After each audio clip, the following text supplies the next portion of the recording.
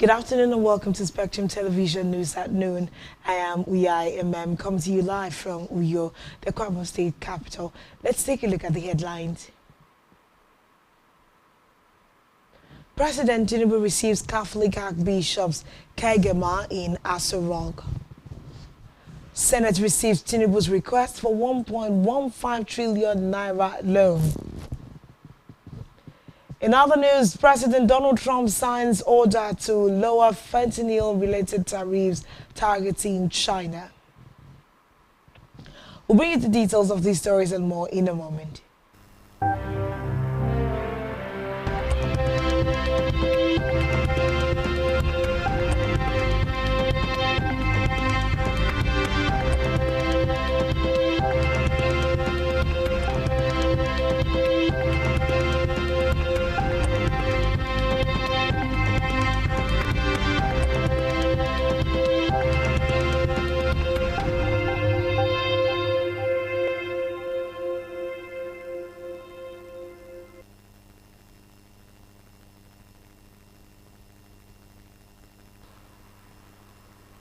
Good afternoon and thanks for joining us. We head now to the national scene where President Bola Tinubu has met with the Catholic Archbishop of Abuja, Ignatius Kaigama, at the presidential villa in the nation's capital. The purpose of Kaigama's visit to the villa is yet to be ascertained, as sources close to the presidency have not commented on the meeting. However, the meeting followed a claim by the United States President Donald Trump that Christians are being persecuted in Nigeria and threatened possible American military intervention if the killings continued. The genocide claims have triggered conversations, and the Nigerian government has since denied the allegations, claiming both Christians and Muslims coexist peacefully.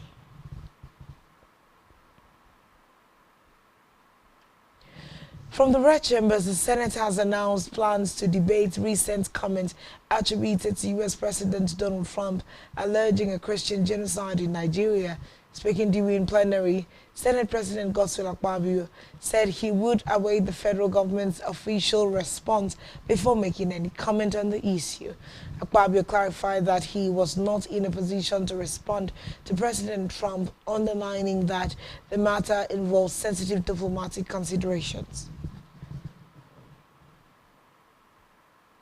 In the meantime, President Bola Tinubu has sought the approval of the Senate to borrow 1.15 trillion naira from the domestic debt market to finance part of the deficit in the 2025 national budget. The request, contained in a letter read during plenary by Senate President Godswill Akpabio, is the latest in a series of borrowing plans presented by the executives to sustain government programs and tightening fiscal space. According to the president, the fresh borrowing would bridge the funding gap and ensure the full implementation of government programs and projects under the 2025 fiscal plan. Akpabio referred the request to the Senate Committee on Local and Foreign Debts for further legislative consideration, directing it to report back within 1 week for subsequent action. Meanwhile, the development comes barely 5 days after the Senate approved another $2.847 billion external borrowing plan, including a $500 million debut sovereign sukuk aimed at financing the 2025 budget deficit and refinancing Nigeria's maturing euro bonds. The Minister of Information and National Orientation, Mohammed Idris, says President Bola Tinubu remains calm despite threats by the United States President Donald Trump over the security situation in Nigeria. Idris stated this in an interview shortly after meeting with President Tinubu at the presidential villa in Abuja. According to Idris, the president continues to be committed to efforts at making Nigeria safer for all Nigerians, irrespective of their tribes, religion, or any kind of differences. He also dismissed claims that the Nigerian government is supporting violent attacks against a particular religion in the country.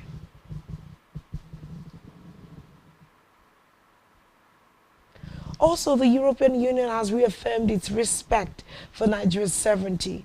distancing itself from external pressure while pledging continued collaboration with the country in peace building, interfaith dialogue, and human rights protection. EU Ambassador to Nigeria and ECOWAS Gotia McNutt stated this in Lagos during an interview with the newsman, where he clarified the bloc's position following US President Donald Trump's recent remarks on Nigeria. McNutt stressed that the EU stance is guided by its long-standing partnership with Nigeria rather than the views or other nations. He affirmed that the EU and its member states fully respect Nigeria's sovereignty and its constitutional commitment to religious neutrality. Now to the Green Chambers, the House of Representatives has reversed its earlier decision to suspend plenary for a week until local contractors owed various sums of money by the federal government are paid. The lawmakers had on Tuesday, during an executive session, expressed displeasure at the poor implementation of the capital component of the 2024-2025 budgets and vowed to take strict measures against the Minister of Finance, Wale Edun, his Budget and National Planning counterpart, and Atiku Bagudu, the Accountant General of the Federation, Shamasuddin Ogunjimi, if debts owed to the contractors were not settled within a week.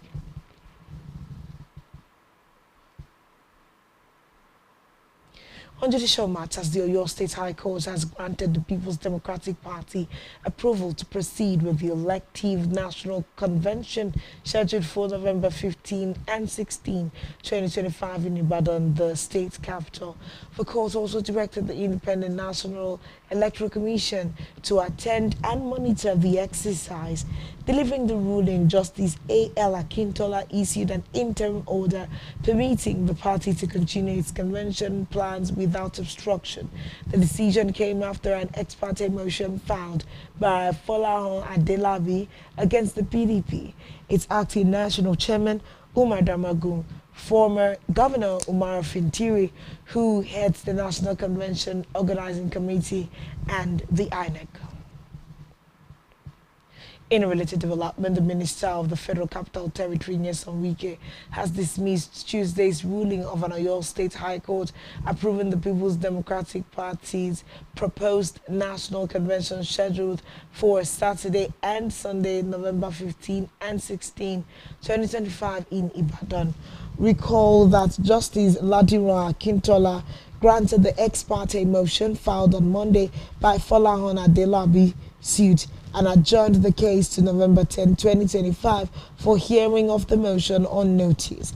The Oyo order contradicts last Friday's judgment of the Federal High Court in Abuja, which restrained the PDP from holding the convention.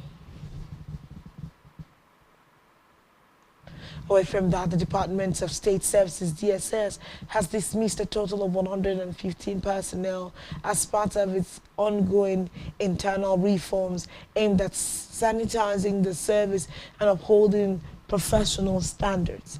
In a statement issued yesterday, the service explained that the dismissals occurred over a period of time and formed part of broader efforts to rid the organization of misconduct and corruption.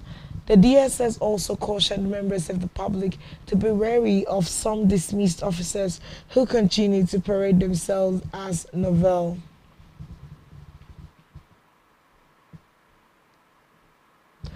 Moving now to Africa, where the Economic Community of West African States, ECOWAS, has dismissed claims of genocide against any religious group in the region, arguing that such levels are aimed at distorting cohesion in the bloc. ECOWAS, in a communique on late Tuesday, said the claims are targeted at worsening insecurity in the West African region. The comments came after President Donald Trump of the United States designated Nigeria as a country of particular concern, CPC, over claims of genocide targeted at Christians.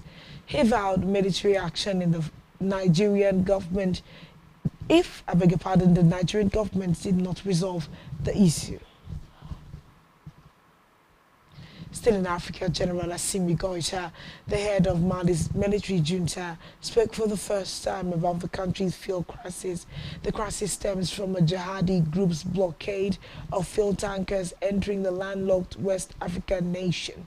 He was attending a meeting with Bogoni regional authorities during a trip in the south of the country to inaugurate the opening of a lithium mine. Until now, Malian authorities have said little about the blockade imposed by Jamaat Nusrat al-Sham wal-Muslimin, which is linked to Al-Qaeda.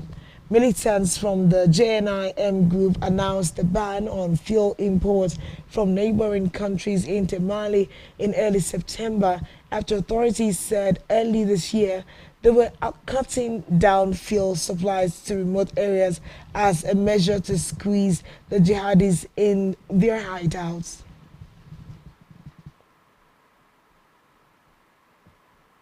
On the foreign scene, the U.S. Supreme Court will hear arguments today on whether a wide swath of Donald Trump's tariffs are lawful in a landmark case that could uphold or upend the president's economic agenda. Billions of dollars in customs revenue and the key lever in Trump's trade wars are at stake, while the conservative dominated court once again grapples with the novel test of presidential authority. Trump has hyped the case as one of the most important in U.S. history and warned of calamity if his tariffs are overturned. The High Court's 9 justices will consider Trump's use of emergency powers to impose so-called reciprocal tariffs on U.S. trade partners, as well as levies targeting Mexico, Canada, China, over their alleged roles in illicit drug flows.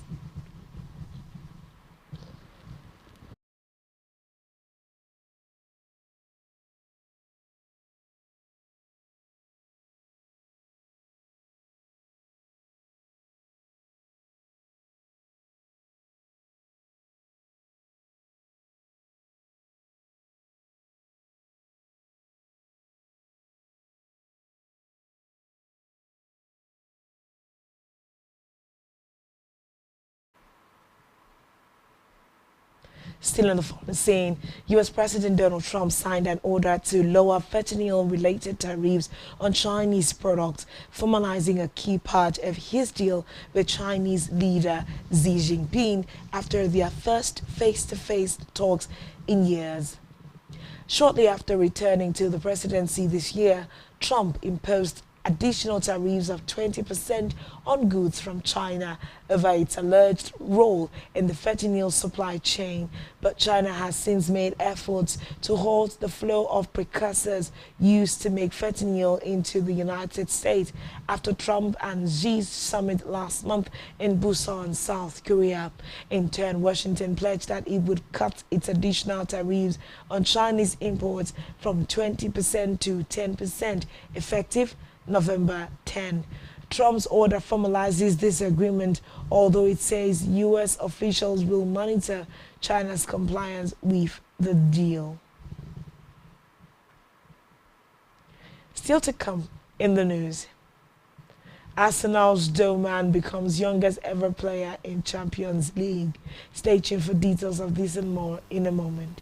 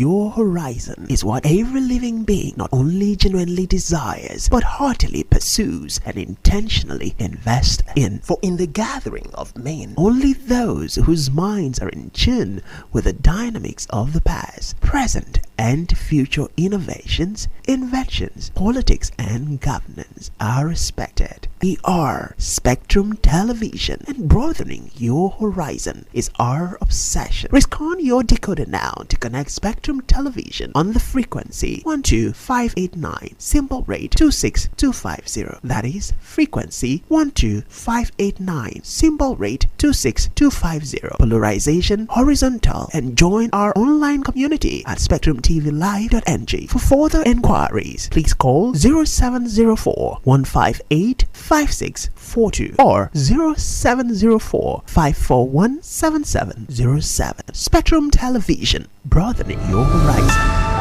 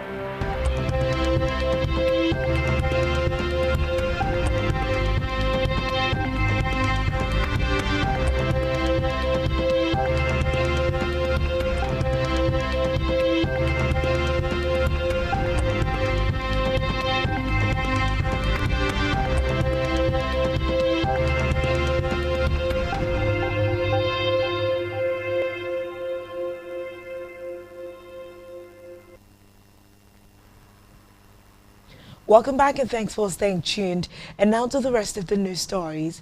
In the world of business, the Naira bounced back against the United States dollar at the official market yesterday, following President Donald Trump's threat of military action in Nigeria. Data from the Central Bank of Nigeria showed that the Naira strengthened to 1,433 Naira 66 kobo per dollar on Tuesday, up from 1,436 Naira 34 kobo recorded the previous day. This indicates that the Naira gained 2 Naira 68 kobo against the dollar on a day-to-day basis. Similarly, on the black market, the Naira appreciated to 1,450 Naira per dollar on Tuesday, up from 1,460 Naira, according to multiple Bureau de Change operators in Wuse Zone 4, Abuja. Still in business, Nigeria, Libya and Venezuela witnessed declines in crude oil production in October, diminishing the targeted output agreed by OPEC Plus for the month. Reports say last month, OPEC itself added only 30,000 barrels per day to its output in October versus 330,000 barrels per day in the month prior, as previously agreed by the Organization of the Petroleum Exporting Countries and its allies, OPEC Plus. According to statistics from OPEC's monthly oil market report for October, Nigeria's oil outputs, which have hovered around 1.3 million barrels per day and 1.4 million barrels per day from January to June 2025, shot up to 1.5 million barrels per day in July, before dropping to 1.4 million barrels per day in August and then 1.3 million barrels per day in September. The group chief executive officer of the Nigerian National Petroleum Company Limited, NNPCL, Bayo Ojulari, blamed the drop in production at the time on the crisis between the Dangote refinery and the Nigerian Union of Petroleum and Natural Gas Workers, NUPENG, and the Petroleum and Natural Gas Senior Staff Association of Nigeria, PENGASEN. Oil prices dipped today amid a wider slump in financial markets and a strong US dollar, while investors assessed the supply outlook.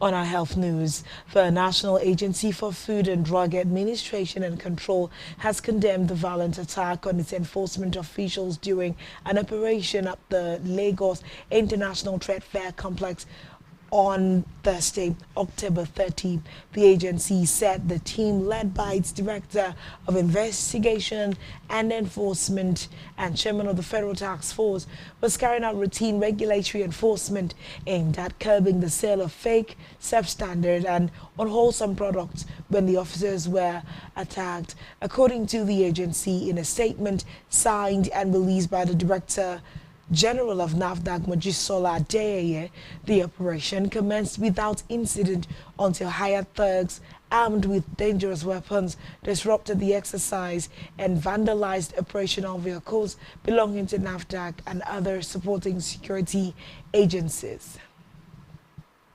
Planned because they feel we are encroaching into their livelihood and we are getting deep into the mess that is going on in that place. As the operation was going on peacefully, we just saw that everybody abruptly closed their stores. Even people that were with us that have been cooperating, that everybody has been laughing and all of that, and we are working together. The next thing we just saw, even the places we are not there, everybody just like blow of a whistle, everybody just started closing up. Several cartons of fake and unwholesome products in violation of provisions in the counterfeit and fake drugs, unwholesome processed foods, miscellaneous provisions at Cap C34 LFN 2004 were already discovered and confiscated when the hired mercenaries started throwing stones at the officials. In this same market, we have arrested people who were manufacturing other people's product and faking it. If you even put the right thing inside, it's a different thing. Put things inside, you kill the person's product, you kill the economy, the company shuts down, then the person buying is buying debt, and you are happy that you are making money. Now to the world of sports. Players of Serbian top flight side Radnik in 1923 fell on their knees as they abandoned their game against Malta after they were told their 44-year-old manager Mladen Djukovic had died during the game. Djukovic, 44, died midway through a match after collapsing on the side of the pitch. He was said to have suffered a suspected heart attack in the first half of the match. The referee had paused the match, allowing Djukovic receive medical treatment, after which he was rushed to a nearby hospital and the game restarted shortly after. Still in sports, Arsenal midfielder Max Doman became the youngest Champions League player ever after coming on as a 73rd minute substitute at Slavia Prague on Tuesday as Arsenal cruised to a 3-0 win. Doman, who is 15 years and 309 days old, beats German striker Yusufa Moukoko, who played for Borussia Dortmund in St. Petersburg at 16 years and 18 days in 2020. Moukoko currently plays for FC Copenhagen. At the post-match press conference in Prague, Arsenal manager Mikel Arteta hailed Doman's personality and courage. Doman made his Premier League debut aged 15 years and 234 days during the Gunners' 5-0 win over Leeds, August 23rd. On entertainment news, popular Nigerian comedian Seyi Lo has fired back at former Vice President Atiku Abubakar's son, Shehu Abubakar, for calling Tinubu a drug baron. Recall that Shehu Abubakar had referred to Nigeria's President Bola Tinubu as a drug baron while reacting to Trump's disgraced remark about Nigeria. The United States President Donald Trump had, while threatening military intervention in Nigeria over the alleged Christian genocide, branded the nation a now disgraced country. And that's all we have in the news bulletin at this time. Do well to follow us on social media, subscribe to our YouTube channel, all of which you can find on our website, spectrumtvlive.ng. This has been Spectrum Television News at 12. I am Uyai Eman. Thanks for watching. Enjoy the rest of your day. Good afternoon.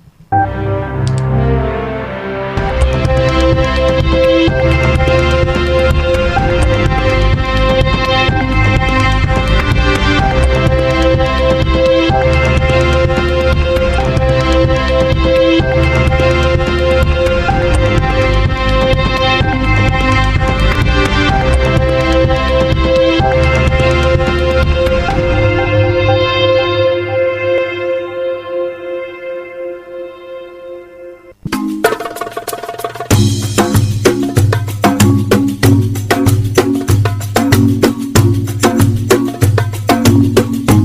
Broadening your horizon is what every living being not only genuinely desires, but heartily pursues and intentionally invests in. For in the gathering of men, only those whose minds are in tune with the dynamics of the past, present, and future innovations, inventions, politics, and governance are respected. They are Spectrum Television, and broadening your horizon is our obsession. Rescan your decoder now to connect Spectrum Television on the frequency 12589, symbol rate 26250. That is frequency 12589, symbol rate 26250. Polarization horizontal, and join our online community at spectrumtvlive.ng. For further inquiries, please call 0704 158 5642 or 0704 541 7707.